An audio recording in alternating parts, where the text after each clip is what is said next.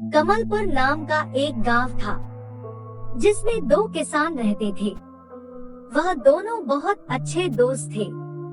वह दोनों बहुत अमीर किसान थे। वह इतनी अमीर होने के बावजूद भी खुश नहीं थे।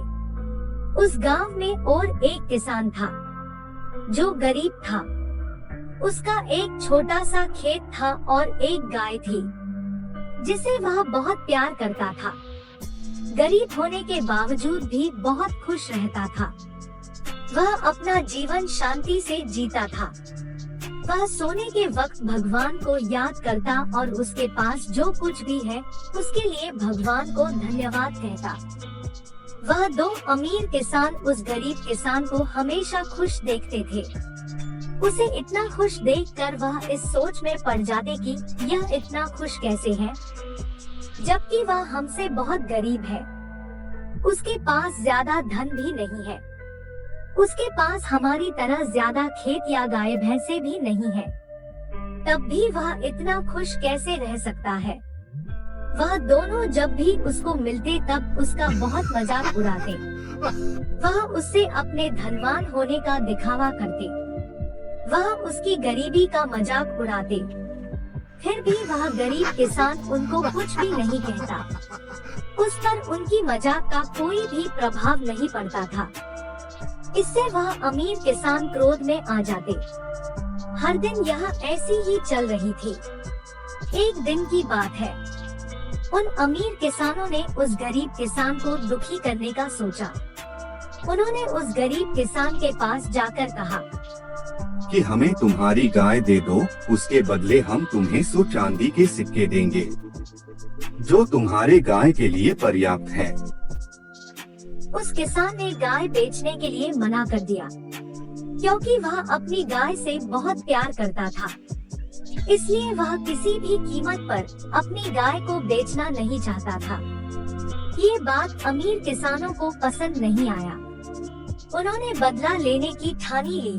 वह रात को उस गरीब किसान के खेत में गए और सारी फसल जला दी, जिससे वह गरीब किसान के पास धन की कमी हो जाए और वह अपनी गाय बेचने पर मजबूर हो जाए। जब वह गरीब किसान सुबह उठा और अपने खेत में गया तो वह अपनी खेत की ऐसी दशा देखकर दुख के कारण रोने लगा। वह बहुत उदास हो गया। उसके पास अब धन की कमी हो गई थी। अब उसके पास इतना भी धन नहीं था कि वह अपनी गाय कुछ खिला सके। बिना खाना खाए गाय मर जाती। इससे अच्छा है कि गाय को बेच दे।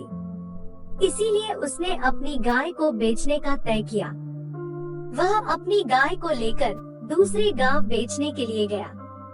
उसने अपने साथ 10 चांदी के सिक्के भी लिए थे। वहाँ रास्ते में एक जंगल आया। उसने सोचा कि अगर किसी ने मुझको हमला कर दिया तो मेरे सारी चांदी के सिक्के वह लेकर चला जाएगा। इसलिए उसने चांदी के सिक्के की पोटली गाय के गले में बंदी घंटी में बांधकर छिपा दिए। थोड़ी देर मुसाफरी करने के बाद वह थक गया। इसीलिए उसने एक सराय में आराम करने का सोचा। उसने अपनी गाय को सराय के बाहर बांध दिया।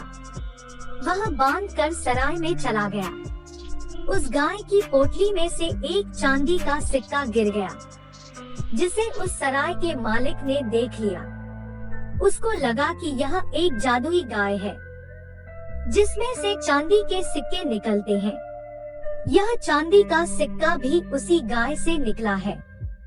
जब वह गरीब किसान आराम कर सराय में से बाहर निकला, तब उस सराय के मालिक ने उसे पूछा, आप कहाँ जा रहे हो?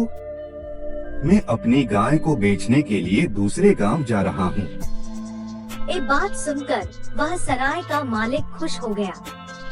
अब आपको दूसरे गांव जाने की जरूरत नहीं है। मैं आपकी गाय को खरीद लूँगा। उसने उस किसान को 1000 चांदी के सिक्के दिए और उसे अपनी गाय को देने को कहा।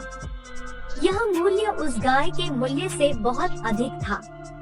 फिर भी उस किसान ने इसे भगवान का संकेत समझकर उस गाय को सराय के मालिक को दे दिया। अब वह किसान खुश होकर अपने गांव वापस चला आया। उसने अपने घर जाकर बैठकर चांदी के सिक्के गिनने लगा। तब वह दोनों अमीर किसान आए और उस गरीब किसान के पास 1000 चांदी के सिक्के देखकर चौंक गए। तुम्हारे पास इतने सारे चांदी के सिक्के कैसे आए? मैं अपनी गाय के बेचने पर इतने सारे सिक्के मिले हैं। अब मैं इन सिक्कों से बहुत सारे गाय खरीदूंगा और उससे बहुत ज्यादा धन कमाऊंगा। अब वह अमीर किसानों का चाल उल्टी पड़ गई।